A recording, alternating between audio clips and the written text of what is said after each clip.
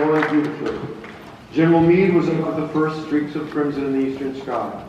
General Hooker and General Burnside were up and had breakfasted by 8:15. The day continued beautiful. It drew on toward 11 o'clock.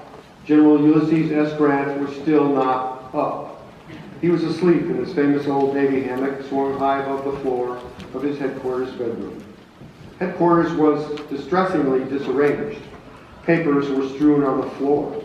Confidential notes from spies scurried here and there in the breeze from an open window. The dregs of an overturned bottle of wine flowed pinkly across an important military map. Corporal Schultz of the 65th Ohio Volunteer Infantry, aide to General Grant, came into the outer room, looked around him, and sighed. He entered the bedroom and shook the general's hammock roughly. General Ulysses S. Grant opened one eye. "Pardon, sir," said Corporal Schultz, "but this is the day of surrender. You ought to be up, sir." "Don't swing me," said Grant sharply, for his aide was making the hammock sway gently. "I feel terrible." He turned over and closed his eye again. "General Lee will be here any minute now," said the corporal firmly, swinging the hammock again. "Will you cut that out? You want to make me sick or what? What's he coming here for?" Schultz clicked his heels and saluted. "This is the day of surrender, sir." 350 generals in the northern armies, and he has to come to me about this? Well, what time is it? "You're the commander-in-chief, that's why. It's 11:25, sir." "Oh, don't be crazy. Lincoln is the commander-in-chief."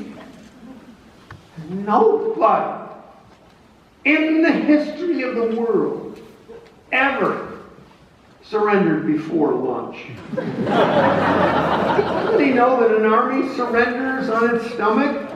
He pulled a blanket up over his head and settled himself again. "The generals of the Confederacy will be here any minute now. You really ought to be up, sir." Grant stretched his arms above his head and yawned. "All right. This place looks awful." "You must have had quite a time of it last night, sir." "Yeah," said Grant, looking around for his clothes. "I was wrestling some general with a beard." Schultz helped the commander of the northern armies in the field to find his clothes. "Where's my other sock?" Schultz began to look around for it. Then the general walked uncertainly to a table and poured a drink from a bottle.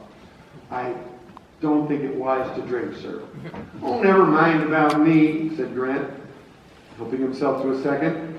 "I can take it or let it alone." The soft thudding sound of horses' hooves came through the open window. Schultz hurriedly walked over and looked out. "It is General Lee and his staff." "All right, show him in," said the general, taking another drink, "and see what the boys in the back room will have." Schultz walked smartly over to the door, opened it, saluted, and stood aside. General Lee, dignified against the blue of the April sky, magnificent in his dress uniform, stood for a moment framed in the doorway. He walked in, followed by his staff. They bowed and stood silent. General Grant stared at them.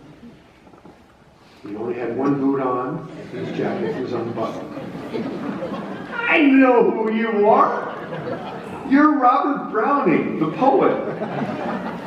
"This is General Robert E. Lee," said one of the staff coldly. "Oh, I thought he was Robert Browning." "He certainly looks like Robert Browning." "There was a poet for you, Lee. Browning? Did you ever read How They Brought the Good News from Ghent to Aix?" "Up, Derek, to saddle. Up, Derek, away. Up, dunder, up, blitzen, up, prancer, up, bouncer. Shall we proceed to the matter in hand?"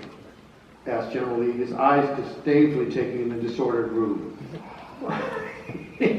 Some of the boys was wrestling in here last night. I threw Sherman, or some general a whole lot like Sherman.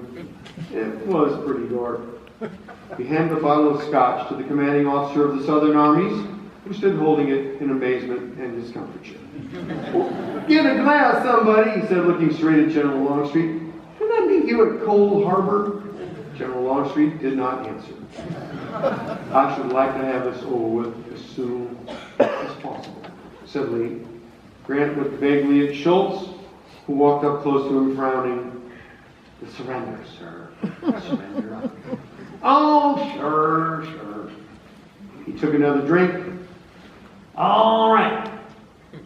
Here we go." Slowly, sadly,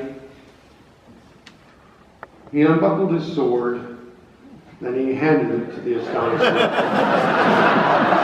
"There you are, General.